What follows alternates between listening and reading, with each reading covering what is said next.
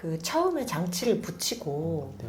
장치가 떨어지는 경우가 많나요? 장치가 떨어지는 경우가 네. 종종 있습니다. 초반에 3개월 이내에 그렇고요. 그리고 위치는 아주 뚜렷해요. 아랫니 제일 끝에 어금니가 떨어지는 사람들이 흔합니다. 예, 그렇군요. 네. 왜 그럴까요?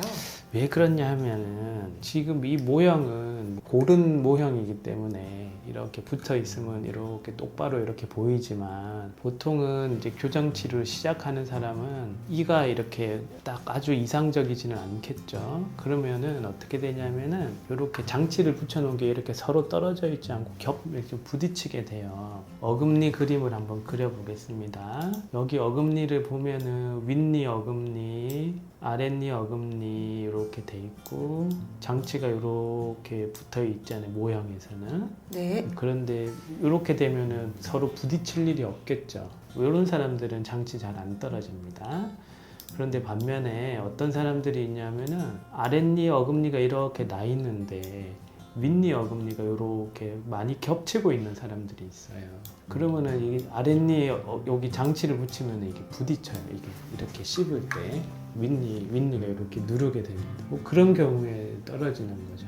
그러면은 어금니가 저렇게 겹치기 때문에 교정 치료를 받는 건데 초반에 어쩔 수 없이 저것이 부딪히게 되면 당연히 장치는 떨어질 것 같은데요. 그렇죠. 어떻게 해결을 하시나요? 그래서 이런 경우가 이거는 너무 겹치기 때문에 떨어질 것 같다고 하는 경우는 어떻게 처리를 하냐면은 아까 말씀드렸듯이 이게 씹을 때 장치가 부딪히는 사람들이 문제가 되는 거기 때문에 조금 덜 씹히게 어금니 표면에다가 일시적으로 접착제를 이렇게 올려서 이렇게 씹어도 좀 뜨게 완전히 이렇게 딱 씹히지 않고 약간 뜨게 이렇게 임시로 해놓는 경우가 있고요. 예. 두 번째, 아니면 그게 좀 불편할 걸로 예상이 되는 경우는 장치 자체를 이렇게 하나하나 부착하는 식으로 하지 않고 좀 크게 만들어서 치아에 이렇게 껴서 이렇게 장착을 하는 방법도 있어요. 밴드라고 하는데 이 방법을 하면 또 잘 안 떨어집니다. 이런 방법을 쓰기도 합니다.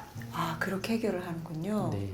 근데 이제 보통- 브라켓이 잘 네. 떨어지는 경우를 네, 얘기해 네. 주셨는데 철사가 잘못되는 경우도 있나요?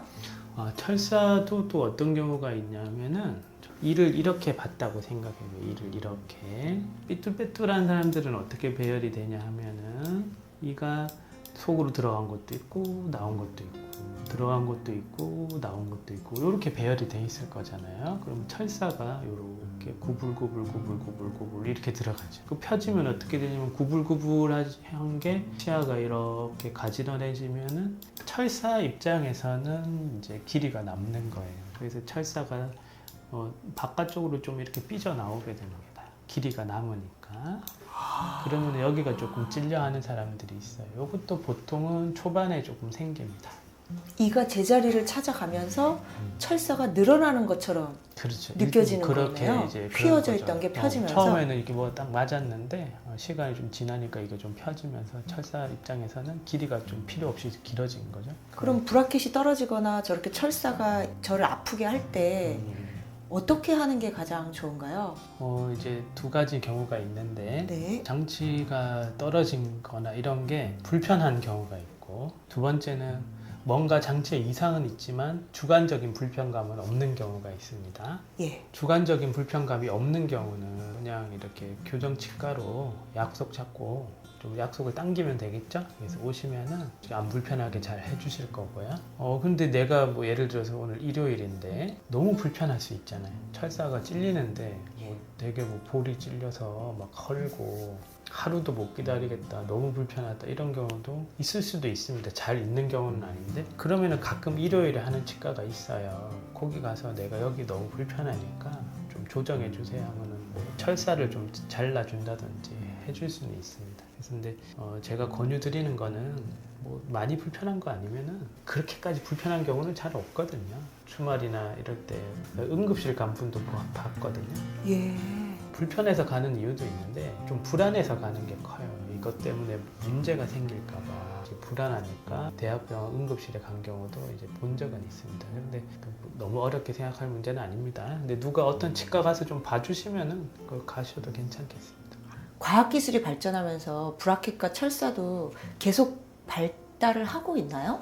거의 발달을 이제 하고 있는 거죠. 어머님들 자체가 본인이 이제 교정을 받았기 때문에 예전 교정을 받았던 기억을 하는 분들이 되게 많거든요. 생각을 하시는 게 엄청 아프고 불편하고 이럴 거라고 생각을 하고 각오를 하고 아이를 교정을 시키는 경우가 많은데 거의 모든 경우에 왜 이렇게 안 불편하고 왜 이렇게 안 아픈지 놀라워 하시거든요. 그러니까 뭐 보기에는 비슷해도 이런 여러 가지 치료 기술이라든지 재료라든지 이런 것들은 다 개선이 되고 있는 겁니다. 그리고 또 치료해 주시는 선생님의 어떤 기술에 따라서 통증의 정도도 어느 정도 달라질 수 있는 건가요? 당연하겠죠. 그거는 뭐 천차만별이다 이렇게 생각합니다. 원장님께서는 어떻게 해주시나요? 저는 좀 덜 아프게 하는 편이에요.